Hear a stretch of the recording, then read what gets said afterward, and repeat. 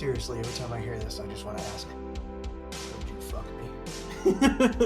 Fuck me.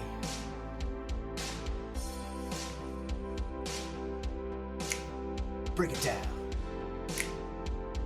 Let's not. That's a dad statement if I've ever heard one. Yeah, let's not. Let's not and say we did. Let's not break it down. Adam. Huh? I'm going to stab you. Well, then it'll be Look at worth those it. cheekbones. Look at those cheekbones go up. He knew what he was doing.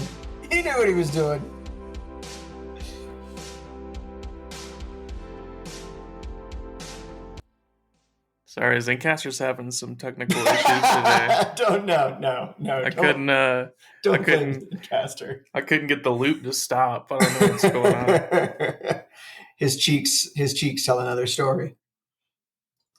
Right. Adam is the worst liar in the world, right? Because when he tries to lie, even when he's trolling, when he tries to lie, those cheekbones go up to his fucking temples. Like, I don't know how he can see when he lies at the same time. I'm blind, Dan. No, you're just lying, Adam. You'll be fine. I think if he was the worst liar in the world, he would do something physical, like vomit every time he tried to lie. Well, He's got to tell. He's got to tell. He's I'm sorry I was late for work. There was a car accident. Oh, God. It's terrible. That's funny. You're lying, Lester. And it's like, no, I just had Taco Bell, I swear. It smells like you're lying. Speaking of Taco Bell, that reminds me of Del Taco, because Del Taco is fucking awful. And a buddy of mine that still lives in Columbus was very excited. He's from California originally. I'm going to hear about this. But he was really excited because Del Taco was coming to Columbus. And I don't like Del Taco. I think it's foul. I think as far as quick fast food, Mexican is concerned, Taco Bell it is what it is. But I went to get dog food and I rode by that In-N-Out down by the mall, and they've still got lines of cars. And again, Adam and I, fun fact, Adam and I went yesterday, and now we are both in beta for activating 5G in our bodies. I got the microchip implanted, and I was looking on my phone, and I'm supposed to be showing up as a Wi-Fi hotspot, but I'm only showing up as a Bluetooth. Me too. You don't get Wi-Fi until the second dose. Oh, yeah, okay. They didn't tell me Bluetooth, see how that works, and then you Wi-Fi up. So that makes a lot more sense. Yeah, Adam and I rode down and got the first dose of Pfizer COVID vaccine. It was a little chaotic, a little hectic. King Super could maybe do a little bit better job of communicating or organizing, but we got. You make an appointment, and then you get there, and then you get in a line. Well, we didn't know that you were supposed to get in a line. We went and sat down in this little waiting area thinking we got there pretty early and thought we were doing the right thing. And we're sitting, we're chilling. Some people came up, hey, is this where you? We're like, yeah, we think so. We're sitting, all of a sudden we hear the gate for the pharmacy open. And we both sat there for a second. And then I think one of us popped up and the other one popped up, and there's a line of like 20 people. And we were like, nah, fuck that. So got in line. And like I said, it went really quick. They got some information and popped you with it and then made you sit. I was supposed to sit a little bit longer because I have a penicillin allergy. And the story goes that it puts me into anaphylactic shock. I was an infant. I don't remember it. My parents told me, and I've never fucked with it since, just to, find out. Like, hey, man, get some penicillin. Try that. So the look of concern on this woman's face, she's like, do you have an EpiPen? No, I don't have a fucking EpiPen. It's been 45 years. Does the shot have penicillin in it? Yeah, I'm like, what's the deal? I didn't look that up to see why, but she mentioned that people with like peanut allergies and antibiotic allergies, according to the CDC, are supposed to wait for 30 minutes instead of 15 after the shot. But since Adam and I rolled down together, we waited 15, then went and got something to eat. I figured, if something happened, Adam could manage to dial fucking 911 for me. So I could figure it out, I think. But yeah, it's I got a little heavy feeling later, a little muddy, a little meh. I still do feel like shit. Do you? Yeah. I feel pretty good. I don't feel like I have any after effects. You said you went into a coma. Yeah, I passed out for a few hours when I got home and woke up in a puddle of drool and didn't know what was going Sleep on. right there. Yeah. A buddy of ours was saying the same thing. He hit me up and asked me how it went. I told him, and he said he was talking that he was another week, I think, whatever, to get his second dose. He says, all I know is I hope it helps me sleep like that first dose did. I was like, yeah, I didn't have that. I was tired. I wanted to sleep, but I just couldn't manage to fall asleep. And then I ate and laid around the apartment for a little bit. And then at one point, I popped up and was like, I need to clean the apartment. And went into normal Dan spin and fucking was cleaning the apartment last night. So I have an overactive immune system. It's an asshole. So I guess it has its pros and cons. When you give it a job to do it, it does it. So yeah, so that's kind of cool. I'm looking forward to getting that second dose and moving on with life. I have already run across people that have their opinions of the vaccine. Good for you. I think everybody should get it. People say it's my choice, my body, my choice, which are the same people that, are anti-abortion, by the way, most of them that I have come to find in my little anecdotal world. No. Yeah, my body, my choice. It's my different. body, my choice, as long as the Republicans say something, then I will just do what they say. I'm all for their choice. If it kills them, I'm totally cool with that. There's a kid down there. He goes, we were just kind of talking about it. We were sitting there waiting. He goes, yeah, kind of Darwinism at its finest, isn't it? I said, yeah. There's that kid sitting across from us, he with the Justin Bieber hair. He's like, yeah. I said something about wanting to go get a beer at a bar. He goes, right, me too. And I'm looking at him going, you're 12. There's no fucking, and that's when you know you're old. You know you're old when you look at someone who's old enough to drink and you're like, you're 12. And they're like, nah, dude, I'm 30. And you're like, fuck you, right? Fuck you for being young and good looking, you little shit. Yeah, there's the problem with that is, though, that it's not going to, if we don't get herd immunity, and Doug, I know you and I have talked about this, about pandemic versus endemic. For people who don't know, endemic is kind of like your regular flu. It just sort of slides around the country and visits different areas. And then, in wintertime, maybe it'll spread every fucking place and then trickle back down. And people, you can still get COVID even after you've had the vaccine. You can get it and it can slap you around a little bit, but I'm not gonna, I don't believe in like mandatory vaccines and things like that. Although, when's the last case of fucking polio you heard about? Just asking. Yeah, I've had that happen to some relatives prior to the vaccine being available. And yeah, it's kind of funny, in the 50s, people were lined up to get the polio vaccine so they didn't wind up paralyzed. And, now we've got a disease that, under the right circumstances, will kill you dead. And there's not a shortage of people who are unwilling to take said vaccine. So if they eliminate themselves from the population, I'm totally cool with that. they And I really genetics. don't give a shit if it's for a religious exemption or not. There are it's religious like exemptions for it.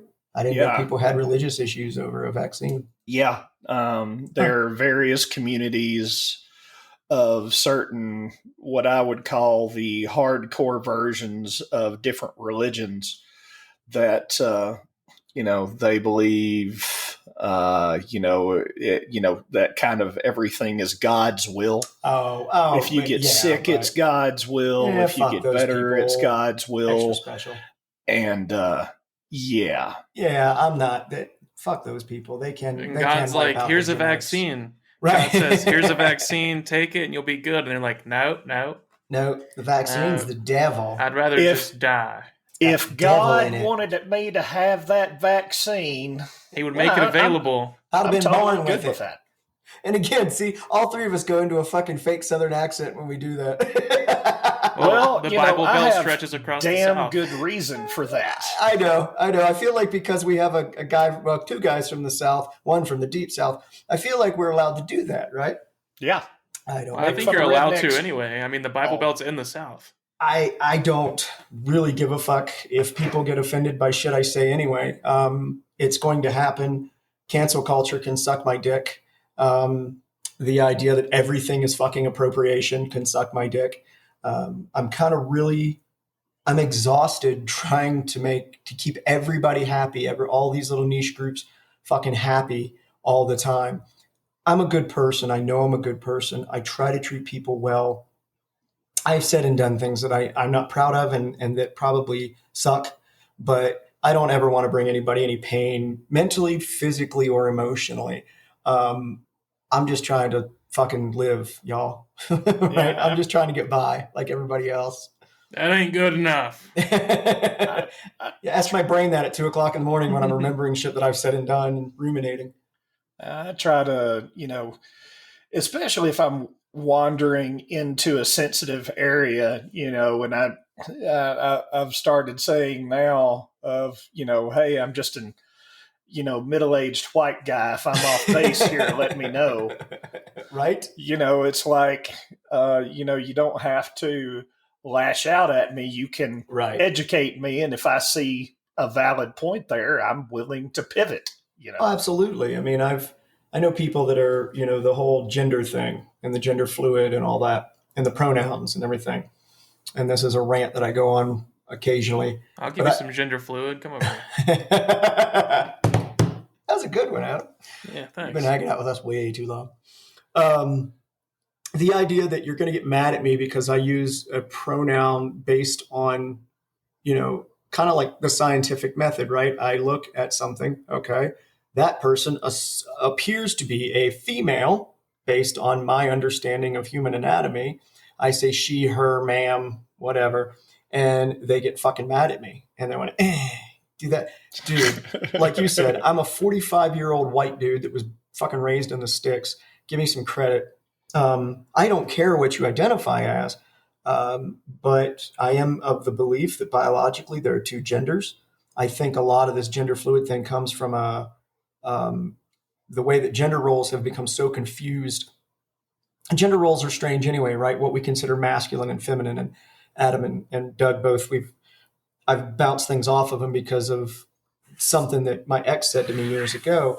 And it's always rattled around in my head on what we consider masculine and feminine. And when we think of words like strong, disciplined, dedicated, driven, whatever, we think of those as being masculine.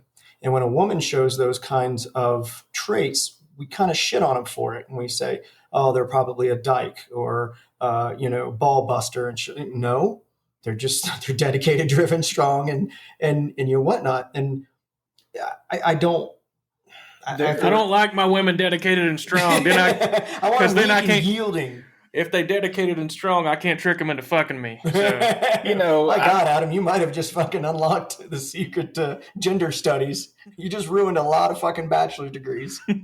Well, at the same time, there are people, regardless of gender, that are assholes. And there are various terms that are thrown about based on their gender and their level of assholery, and some are more offensive than others. Like one that rhymes with punt. Punt. You wretched punt. That's the best one. That's my new thing. That's the best one because that'll trigger. That word will trigger people. Oh, it's like watch that. Say anything that sounds like it, and then look around in the general radius to see people who are looking to see where the fuck that came from. What's my favorite one? If you want to trigger a woman, and this is based on my personal experience, I would like to preface that I have not gone out and done studies or what have you. We should do a But- poll. Oh, When I've done you a very small sample size study, and Okay, so just walking up to somebody and saying, "Hey, you cunt," that's not really a scientific well, study, Adam. every female that I've called a cunt, which is every female that I know at least once, has not enjoyed such a nickname. Such a nickname. And it's, you look at like in Europe, or well, I should say, I guess, like British, there's some dialects, or what, I don't know how to really explain it, but where the word cunt is just sort of it doesn't carry the same weight as it does here, But at the same time, the word Fanny, to those same people. Yeah. Fanny, where we would just think of that like me saying backside. Yeah. Fanny. That, Fanny for them, for those same people that don't think cunt is a big deal, they sort of, slink back and kind of giggle, and I can't believe you said Fanny. That's hilarious. Never understood this whole thing with words and their supposed shock value. It is a sound that comes out of my mouth. You understand? No, it's an idea. No, it's not the sound. It's the idea that gets put in your head. Like if I were to say, "I'm going to blow your fucking brains out," the sound isn't really what would appall you. It's the idea that's put from my head into yours. It's the vehement anger. I take that a different way when you say that. I think you're going to suck me off with enthusiasm. I knew that was coming. And then, let's say if I were of a certain proclivity, I would get excited about that. But I don't have those tendencies. I'm gonna blow your fucking head off, bro. I've got red wine. Let's go. Let's do this. Fuck yeah. It's like I don't have anything to do the rest of the day. Come on, let's get tipsy. But right, yeah. So it again, it doesn't have a lot to do with the sound. It's however someone perceives it, I guess. Yeah. Well, I think that the most disparaging racial slur on the planet for most Black folks is a perfect example, right? It's not. I've had friends where we said it back and forth, and I'm as white as they fucking come, but my friends and I had a different relationship, and Twitter, we would never. Twitter. Just so you know, I don't do that. I've never called anybody that. Even I have, yeah, as a but friend. It was Twitter. Calm down. When Stop. My you're as phone's white as already I going am, off. and your buddies are calling me that. And I'm like, wait a minute. My phone is already going off. My Twitter account has been deactivated. The 3 people that listen to us don't care. Jack Dorsey just told me. Jack Dorsey just called me and said you're fucked. And but I would never do that in public. I would never say it out of anger. I would never say it to disparage someone. Again, those are closed groups, right? And the things that you communicate and say and joke around with. But again, right, it goes back to the meaning of behind what you're saying. These friends of mine knew where my heart was, and it was just words and being stupid. And yeah. Personally, I think they just thought it was funny seeing a squeaky white guy with a red beard say it. I think that amused them more than anything else. So, but I think that it goes back to your point of it's about when some hillbilly fucking says it to somebody, it's that hatred, that anger, that challenge. And personally, if I were on a jury and there's a black dude standing there and some fucking white dude, and the white dude was all beat up, and I saw a video of the black dude beating the fuck out of the white guy, but then they rewind and they go back to where the white guy said the N-word to him, I'd be like, why are we here? You knew what you were doing when you said it. I have freedom of speech. I get that, but you don't have freedom there are from certain the consequences. There are certain phrases in I forgot, it's like enraging statements or something like that, where if you say it to someone and they beat your ass, they aren't really legally held liable for that. Nor should they be. I mean, again, I'm all about freedom of speech, but when you're doing that, it's verbal assault. You're verbally assaulting someone. And at what point do I say, okay, well, you should just ignore that and walk away? Well, the problem with that is that that's it's inciting, and you're starting shit, and I don't know when I turn and walk away if you're going to turn and beat me in the back of the fucking head. Yeah. So if you want to get to that point, for instance, when you get your concealed carry, one of the things they talk about is initiation, like initiating conflict. And if you and I were both going for the same parking spot and you got it before me and I get out of my car and I'm like, hey, fuck you, man. And I start talking shit and you attack me and then I shoot you, my ass is going to jail because I started that shit. Right now, if you got up in my face and I kept saying, hey, man, I'm sorry, I didn't mean to take your spot, whatever. And it kept going and it kept going. And then you got me down on the ground and pull a knife or something and I shoot you. All right, that's a different story. But you have to de-escalate. So why should it matter if I'm carrying or not? If you start shit, don't want none, don't start none. Yeah, that's the thing that, because it's no secret, we got 2 Gen Xers and a Millennial on the show. That's part of our shtick. Tagline. Yeah. And look how weird we are. Ooh.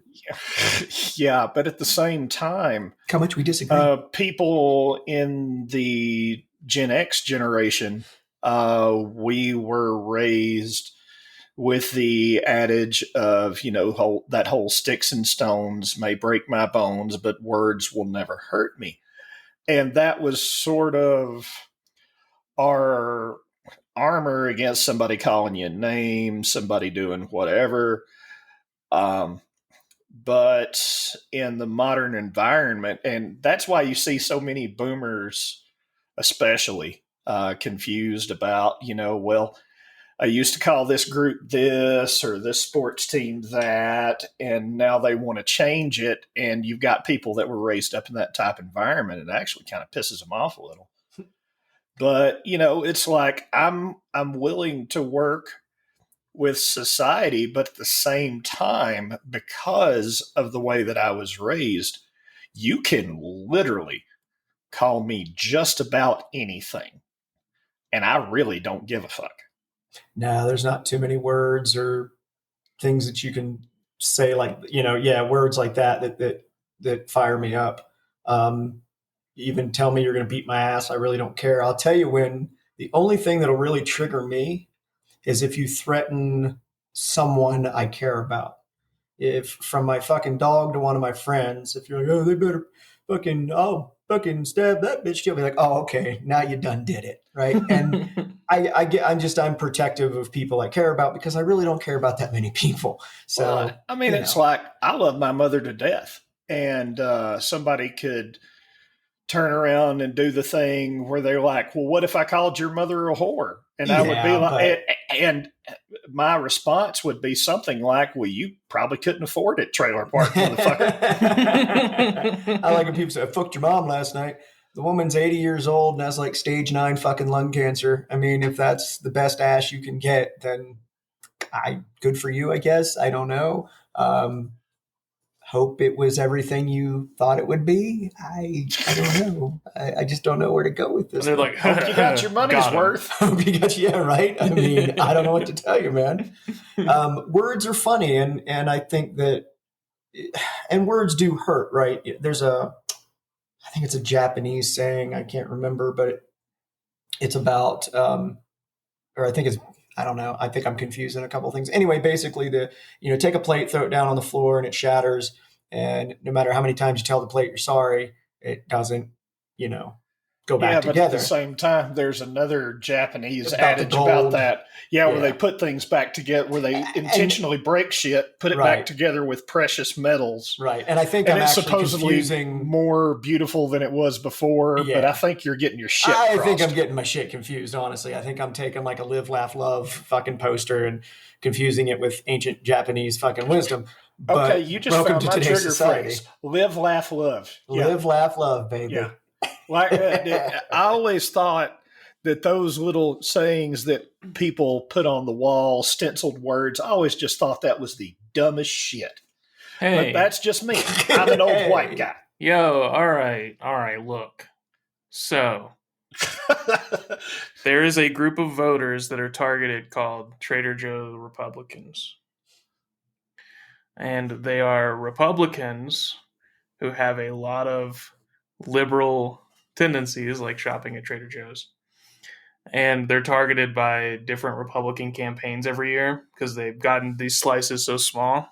And one of the descriptive things for this group is that they are likely to have a live, laugh, love sign in their home. Well, I do have a plaque that my sister made me that says laugh. Okay. There's no live or love in this house, just a lot of laughter. Anybody who knows me knows that that's actually pretty goddamn true. Yeah. So I thought I thought it was fun. I do like to laugh. I think laughing is incredibly fucking important. I'm a laugh to keep from crying kind of person. There is a shirt that I keep seeing pop up on social media that says lurk, laugh, loathe. Jesus. Now that I know Doug's trigger phrase, you're a 2XL, right? It's a t-shirt. I want it to be roomy. New t-shirt. And speaking of shirts, I had a birthday recently, so I'm older now, I guess. But at the same time, I got myself a present, and it was a shirt for Adam. Adam, would you like to elaborate? Yeah, so Doug got me this shirt for his birthday, which, odd choice probably, but it was so that I could wear it and be his contact photo on his phone with the shirt on. And just all it says shirt, is, by the way. It says, "I'm was stupid," and has an arrow pointing straight down in the middle of the shirt, which is pretty accurate. I'm 20-something, so it's probably about right. Yeah, I was. Brother, I'm 45. It don't change.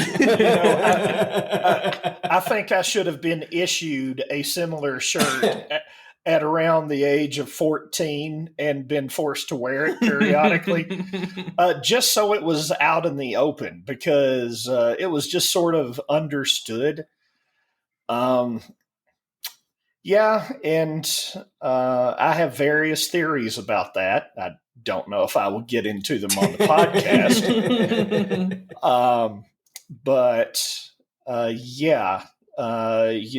And we can just put some brackets or quotes, whatever you want to do, and just say hormones make you stupid.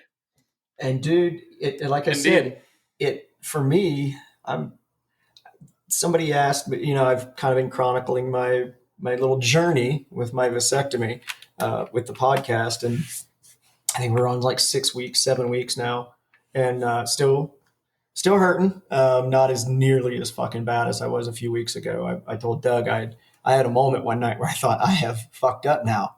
Now I have fucked up. Now you fucked up. Now you fucked up. Now you fucked up. Now you fucked up. But it is getting better. But at one point, somebody had asked me, and I said, I'm about this close to telling them just to take my right testicle. I'm fucking hurting so bad, just take it. And they're like, oh, dude, that'll fuck with your testosterone and all this stuff. And I looked them dead in the eyes. I was like, I don't fucking care. I was like, do you know how many dumb fucking choices I have made because of hormones and testosterone? Fuck them. Take them both. I will take up knitting, save money, quit doing stupid shit.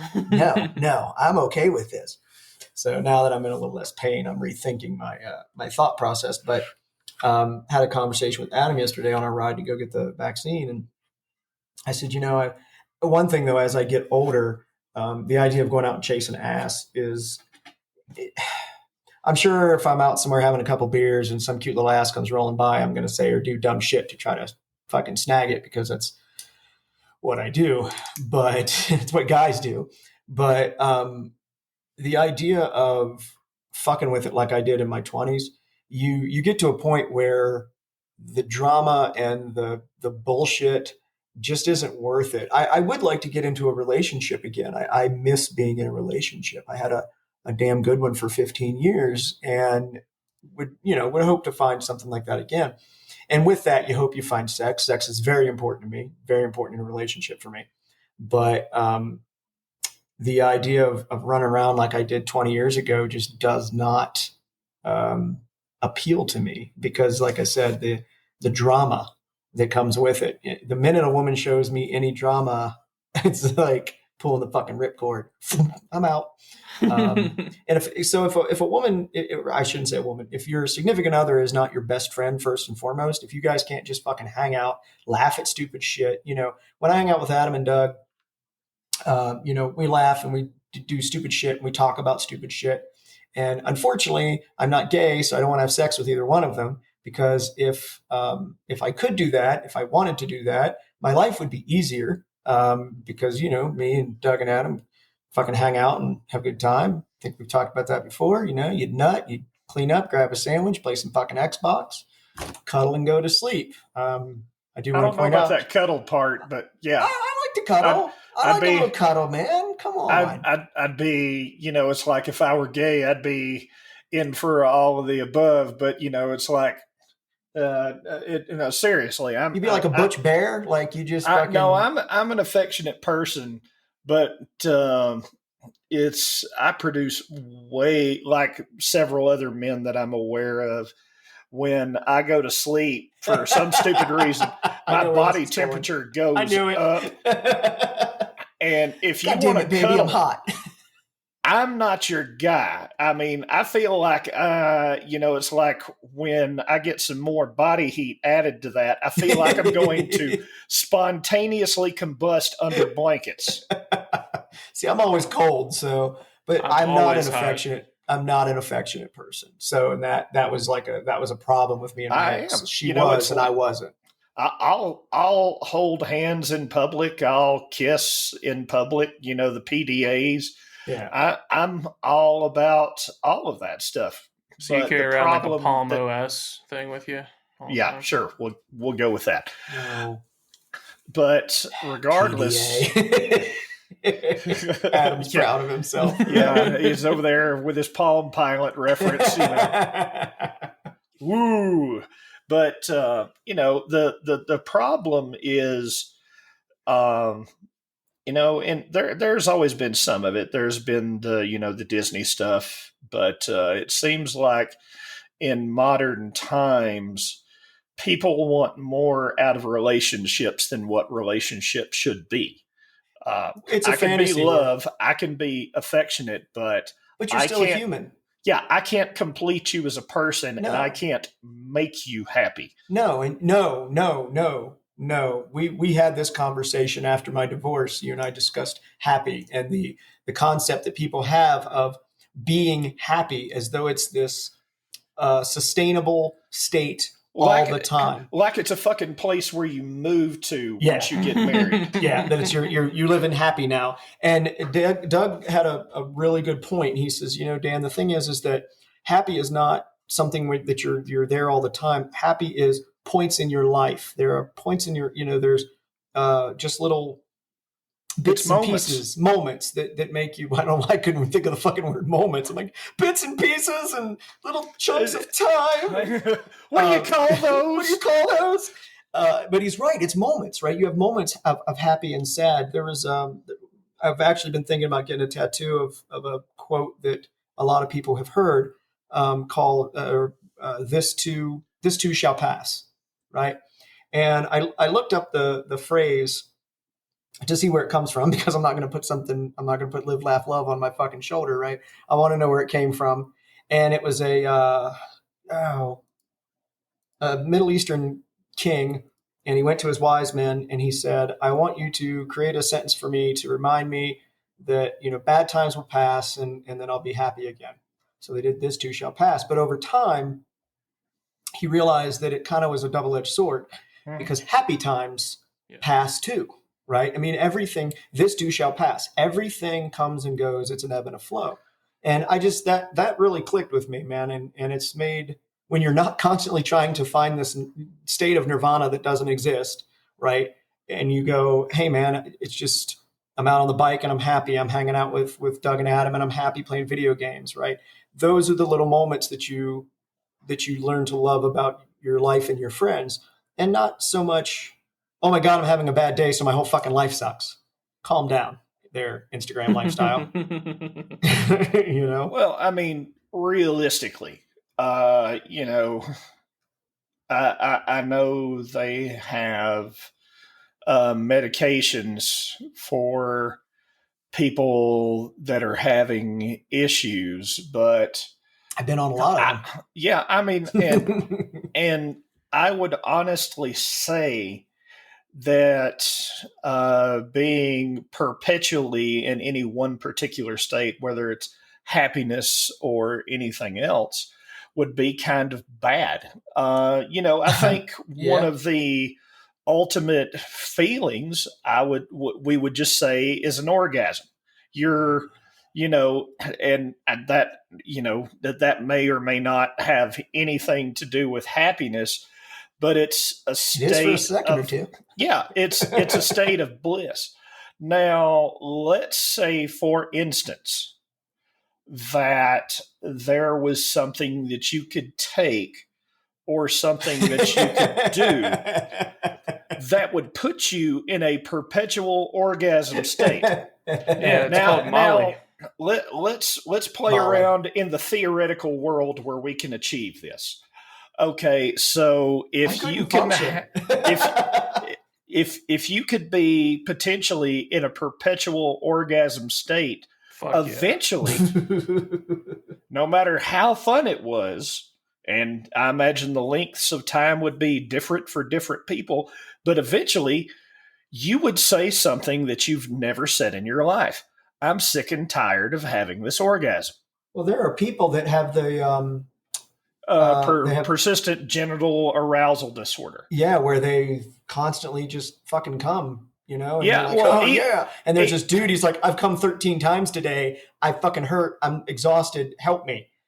Well, I mean, at the same time, what the fuck, with persistent genital arousal disorder, even those people who orgasm about 3,000 times than any of us sitting here combined are ever going to have happen in our entire lives, even they are not in a perpetual orgasm state. It just happens often. And it would be, you wouldn't want that feeling that you have sitting on the edge of your seat all the time. It's it eventually it would get old, and and I think that's also kind of what happens with a lot of relationships. You get into a relationship with a person Absolutely. because you appreciate something or several things about them. And then, how many times have we seen where you watch people get married or what have you, and the thing that initially attracted them to that person becomes the thing that they want to choke the living fuck out of the other person for. Study after study has proven that. Tons of fucking relationship studies have come to that conclusion. And the honeymoon phase, we're all familiar with the term, lasts like 18 to 24 months. And they have proven where your brain chemistry changes. Right? Yeah.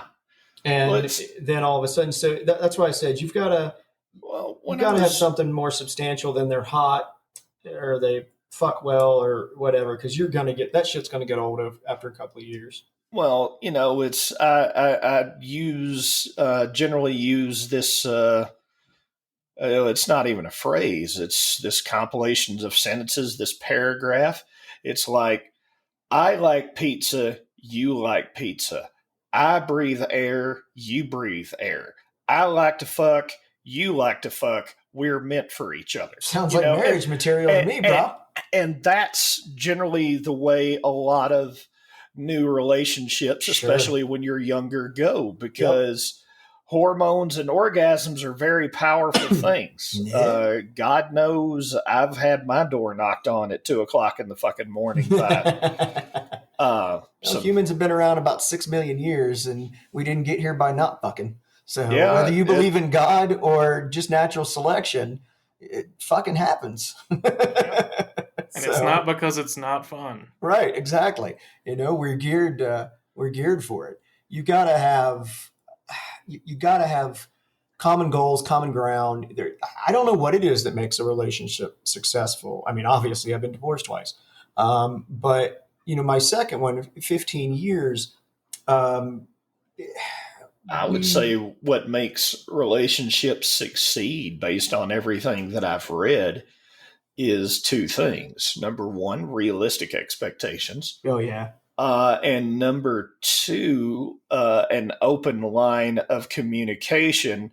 Definitely. Where you have two people that can handle constructive criticism. Sometimes, sometimes they'll call it arguing, but it's not necessarily like Dan and I have talked before, because, there was a time on a previous podcast, he said, well, Doug and I have had arguments about various things, and, sometimes one of us will go the other way. And that's, and I made the statement at that point that that's because we're not having arguments, we're having debates. Yeah. Where we argue the validity of points, and then sometimes we find out that we're mistaken. And I would say that a successful relationship, marriage, whatever label you would like to put on it, would be based on having that open communication channel and realistic expectations, because there are a lot of people out there that are not capable of those two things. So, I had, I bitched a couple of times about the whole on online dating, which I still dabble with, because one, it's fun. It's kind of like window shopping online. Getting on Chatterbait is not online dating, Dan. It is. And I'm really tired of you saying that. All right. Anyway. I can hear the ding in the background and you're tipping somebody. Shut We're up. doing a podcast. I changed up my pictures and I've gotten pretty popular. The thing that I joke about all the time is travel, right? And these women come on there and they're like, "Hi, my name's Sally. I'm a esthetician, and travel, and yoga." And it's like, fuck, okay, I get it. You want to travel. Here's a couple of things about that. One, and outdoorsy bitches on stand-up kayaking. I get that you want to travel. I understand. And I don't mind taking a vacation and going somewhere. But when I hear travel, my thought is like that you're just constantly keeping your fucking passport hot, right? And so I was a little frustrated by it, because I don't like flying. I'm not afraid of flying. I'm claustrophobic, and I don't like being in the aluminum tube, that I can't control. It's a thing. Deal with it. Anyway, I don't mind road trips, but the thing is that there are so many things just in this fucking state I have not seen yet. And I haven't gone up and seen like Devil's Tower up in South Dakota and shit like that, right? There's tons of things. I've never been to the Grand Canyon, never been to New York City. I've never been to LA. There are a ton of things right here in my own country that I have never seen. So this idea that I'm going to spend a bunch of money and time and effort and energy to go see Italy and the Leaning Tower of Pisa. Okay, but how's that different than going and seeing the Twin Tower monument? I would love to go see that, But I read an article by a woman who answered this question for me anyway, and it was very interesting. She says, 10 years after a vacation, it's easier to keep the positive memories of it. So again, you go back to the unrealistic expectations. With a relationship, you're stuck in it. You're there 10 or 15 years, the good, the bad, it's all there in front of you, right? And you can't just forget about that. But when you go on vacation, you tend to only, and you're traveling, you only tend to think about the positive parts of it. You don't think about the shitty 16-hour flight and the food poisoning and the being exhausted and having to wear all your clothes because your suitcase was too fucking packed heavy. My ex traveled a lot for work, and she started to kind of exhibit the same types of symptoms, and even told me once that she kind of preferred living in hotels. And the psychology behind that, as far as I saw it, was, well, of course you do. There's a complete and total lack of responsibility when you're traveling. When you are traveling, you're staying in hotels and they're taking care of you. You're in tourist areas, so everybody fucking loves you, right? It's just simply not the same as real life. And again, I would love to go on some road trips with you, and we can pack the fucking Jeep and go hit where the fuck ever. But no, I really don't want to fly halfway across the country and see the thing. I'm just not interested, but Sally, the 23-year-old esthetician, travel, hiking, yoga. It's like, and you're single. Not everybody wants to dribble the basketball every time they take a step. So. Jesus Christ, give yourself a verbal diarrhea. The file doesn't work. Hang on. The file doesn't work. Stand by. Guys. We've had some issues, technical issues today. Verbal diarrhea. That works well enough, I think. Yeah, I can live with that. Verbal diarrhea.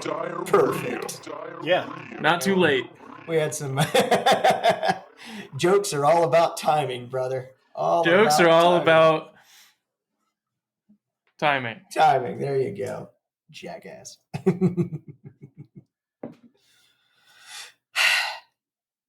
So how you guys been? What's been up? It's when I was in online dating, Dan is, I'm sorry.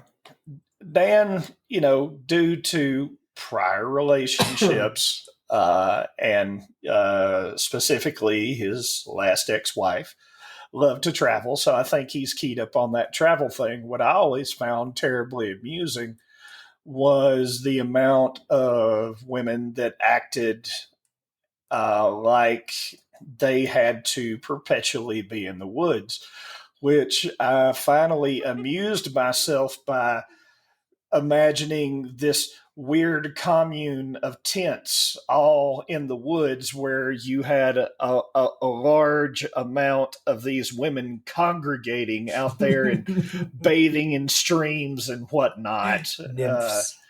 Apparently there's just a bunch of fucking wood nymphs out there, and it could be that you sort of pick up on the shit that you're just sitting there telling yourself, really?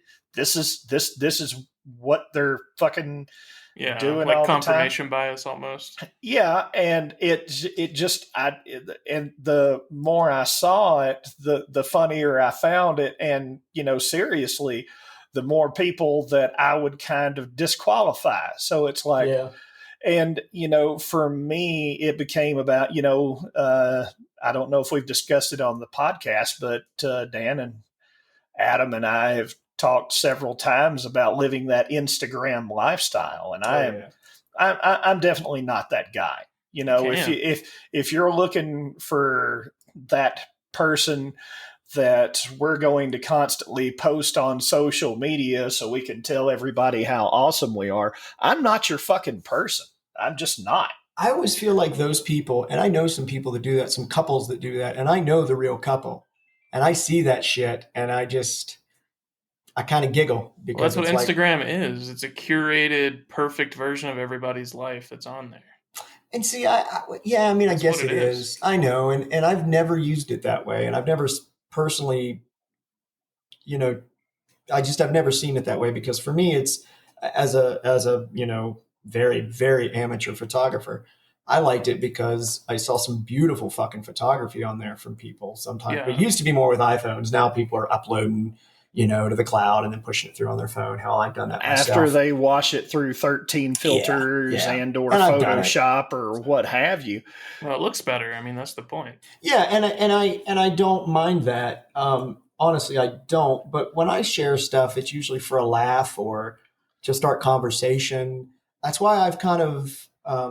Oh yeah, I saw you post a picture of your dick on there. Was that the conversation starter? Yeah, I feel like I knocked out both boxes there, right? Everyone got a laugh, and it started some conversation with the local police department. So yeah, he's gone Anthony Weiner, people. It's gone.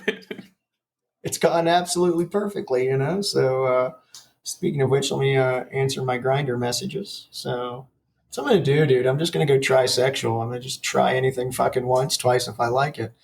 I think bisexuals have got they got the lockdown on that shit. Fuck it. If it feels good, do it. Speechless. Verbal diarrhea. I agree with that assessment. Fuck you. I want to recount. Yeah, dating's weird, man, and especially with a fucking pandemic, it's like I'm really particular these days anyway. And then the idea of some chicks are like, oh, I don't want to sit here and text for 2 days. Let's just go out. And it's like, well, hold up. There's more to the story. One, don't you research something before you buy it, lady? I mean, right. I mean, and I need to make sure, look, I'm not, I keep, the concept of, if you're afraid, just stay home and shit like that. It's not about being afraid, people. And like, I'm not even going to expand on that because I'm just tired of the fucking sentiment. But I am a little more careful and cautious. And I will hang out with people. I hang out with Doug and Adam, and we don't wear masks when we're in the fucking car going to get something to eat or whatever. We've gone to some restaurants together and shit like that. But I know we're kind of a pod. Well, yeah, right. A podcast. A podcast, if you will. A casting pod. Jesus Christ. I mean, Doug, you kind of walked into that one. I know. I can't even hate on you. And you're and no need to say thank you because you're welcome. Because you're welcome. Jesus. But I know how Doug and Adam feel about the whole thing and how they treat it. And they treat it in a way that I find acceptable, right? If they go out in public, they wear a mask, they wash their hands, they try not to do anything stupid. That's all I want people to do. I'm not asking you to change your fucking lives. I hate the fact that restaurants shut down. Adam, I tried to go to IHOP. There was like 8 people there, and they're like, it's a 3-day wait. You're like, we're going to go to Sonic, thanks. Yeah, Sonic's easy because you can just sit in your car. Right. I mean, I think some of the stuff is a little excessive, but I get it. It's science, and it's not perfect, and you start off being very, very careful, and then you back it off as you learn things. I'm okay with that. But all I've ever asked anybody to do is wear a mask and wash your fucking hands. Which to me has just been common sense, but apparently it's not that common. So that's Doug and Adam abide by that and kind of follow the same concept. So we hang out. Yeah, I wear a mask when I go through a drive-through. I do too. And it's more to protect the fucking kid at the, like, because if I'm carrying this kid is running across, a lot of people in a day, and I get it. They're wearing a mask. They've got the little shield. I feel like these are the type of people like, well, they got a mask and they got a shield. Here's a fucking chunk of spent fucking uranium. It's cool though, because you're wearing gloves. You don't need anything else. Don't worry about it. It's you err on the side of caution. Adam and I were having this conversation yesterday about due diligence, and you just do. I could get the vaccine and still wind up with COVID and still wind up dead as a fucking doornail because of it, right? I'm a numbers guy, and in the sense of I'm shitty at math, but I run the odds, right? So I shouldn't say I'm a numbers guy because I'm not a numbers guy. I'm an odds guy. And You're an odd guy. Odds. That's for sure. I'm an odd guy. I keep putting that S on there. It's that sibilant S. I'm an odds guy, and I feel like if you do what you can do, and something shitty still happens, then it is what it is. It is what it is. Whatever. But if you're a fucking asshole and something happens, well, what the fuck did you expect was going to happen, right? But these kids are, they're making minimum wage, standing in a drive-thru, making sure you've got your fucking McDonald's or Taco Bell. Put a fucking mask on your face. Even if you don't give a fuck about yourself, guess what? I probably don't give a fuck about you either. But give a fuck about that poor kid who's behind the fucking counter, dealing with a bunch of people all day. Let's lower his fucking chances and potential of getting sick as a fucking dog because, we've had this conversation where I've said my fear, besides like my asthma and shit, my fear of COVID isn't even necessarily killing me. Fuck it. Once I'm dead, Doug gets a payout, which actually I need to change that. Doug's going to get a fucking payout. I just realized that I never finished that document and you're not my beneficiary yet. But he will be. And when I die, Doug gets a fucking payout and may have to adopt a dog and a cat. I don't know. We'll figure that out. But that'll be his fucking problem because I'll be dead. That's what the money will go for. It would be to take care of the dog in the most pimp lifestyle possible.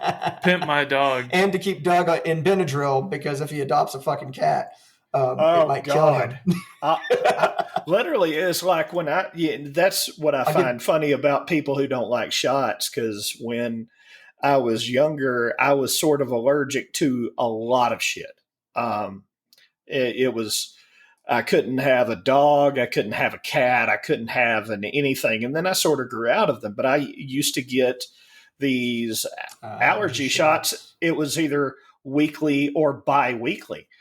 And, I was had a big problem with asthma. I went to the hospital a couple of times when I was younger, apparently, basically blue. So, yeah, part of that money, if I've got a cat, will be to go to resume those allergy shots again. We'll give the cat to Juan and Carmen. He wants a cat anyway. I'll give her fat heifer ass to them. But the point is, I'll be dead. I've got a good job and good insurance, and I still fear having to. I saw what happened to my ex mother-in-law when she had strokes and aneurysms, kind of like all at the same time, and she was at like $1.3 or $4 million within a couple of weeks. Like the shit, it just fucking, she was fucked. Even if she would have recovered fully and been able to work and everything else, she would have been fucked, right? And seeing that made me realize that even with decent insurance, if I wind up on a respirator for, a couple of days or something like that, wind up in the hospital, some of these fucking people for 30 days or whatever, I'm fucked financially, right? I'm on FMLA. I'm on, I've got my insurance has been tapped fucking dry. It's going to take years and years to recover from that. Just pull yourself up by your bootstraps or whatever. You know what? I completely forgot about that. I'll get out and, just make more money afterwards. I mean, just make more money. Just stop being poor. That's the Republican motto. That's the takeaway today, folks. Ladies and gentlemen, stop being poor. Just make more money. Yeah, just make more. It's pretty easy. I mean, someone told me that his family had a lot of money to give him, but like he's adamant you could just make more if you wanted to. You just make more money. Just make more money. I think that's a good place to leave it right there. Good place to leave it was a fucking hour ago, but here we are. We're noodling. Noodle.